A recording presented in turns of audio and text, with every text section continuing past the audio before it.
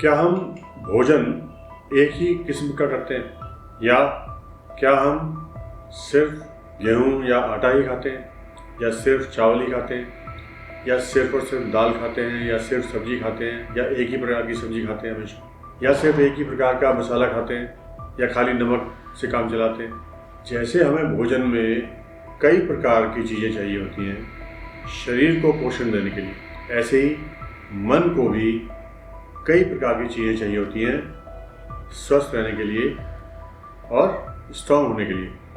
अभी मन के लिए क्या क्या हो सकता है? योग हो सकता है, ध्यान हो सकता है, प्राणायाम हो सकता है, ऑक्सीजन मिलेगा।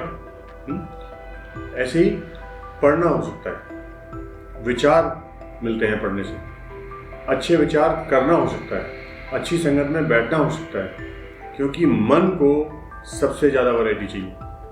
जितनी वैरायटी हमारे शरीर को चाहिए उससे कहीं ज़्यादा मन को चाहिए होती है। और जितना मन बच्चा बना रहेगा, जितना घुलता मिलता रहेगा, उतना ज़्यादा स्वस्थ और स्ट्रांग होगा।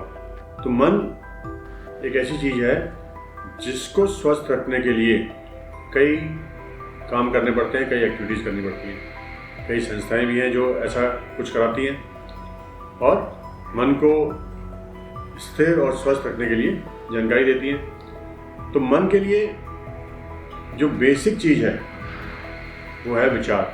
जैसे ही हमने अच्छे विचार करने शुरू किए, हम अपने जीवन में उन सब चीज़ों को आकर्षित करने लग जाते हैं। और कहीं ना कहीं आप देखेंगे कि आप अचानक ही ऐसी परिस्थितियों में, ऐसी घटनाओं में पहुंच जाएंगे जहां आपसे संबंधित जो चीज़ें आपको आवश्यक हैं, जो चीज़ें आपको ज़रूरत हैं, वैसी चीज़ें वहाँ पर आपको मिलने लग जाएंगी। तो मन के लिए ज़रूरी है वैरायटी, अलग अलग चीज़ों को देखना, अलग अलग चीज़ों को जानना, और उसमें से अपने आप के लिए ढूंढना कि क्या आपके लिए अच्छा है।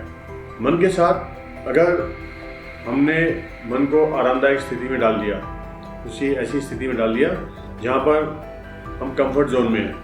कंफर्ट जोन में तो शरीर होता है और मन हमारा वहाँ पर हल्के हल्के नाकारा होने शुरू हो जाता है। जबकि मन को अगर हम एक्टिवेट रखेंगे तो शरीर कंफर्ट जोन में रहने से फर्क नहीं पड़ेगा उसे, वो अपने आप ही कंफर्ट जोन से बाहर आ जाएगा। तो इस चीज़ को बड़ा गौर से देखें कि मन आपका किस स्थिति में है।